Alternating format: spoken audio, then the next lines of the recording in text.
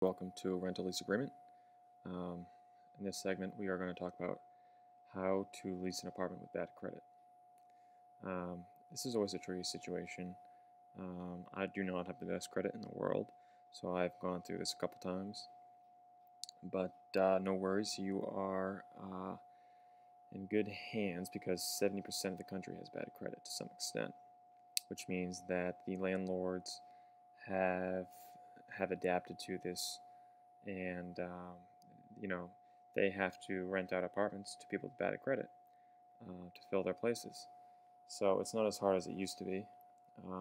There are ways around it. So let's start talking about getting an apartment. The first and easiest way is to have a co-signer.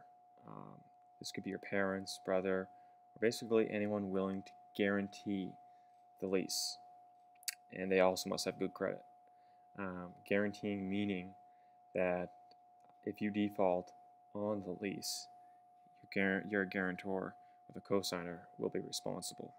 And unless they pay it, it is going to hurt their credit.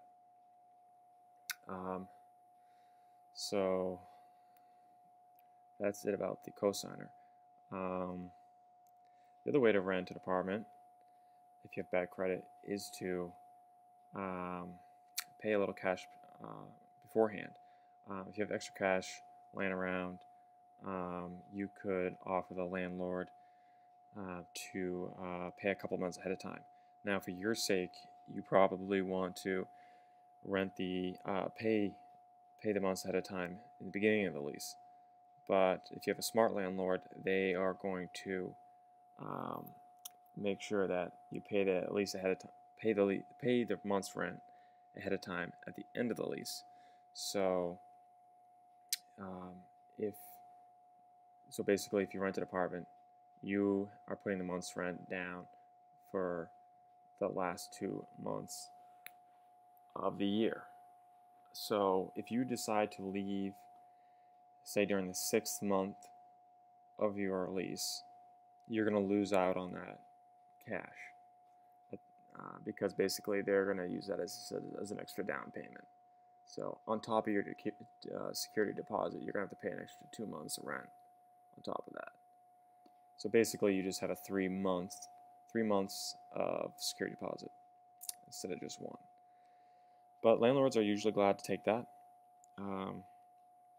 So it's always a good route. The other way is to sublet a place. Because when you sublet an apartment, there usually is no credit check because most likely you're dealing with another tenant.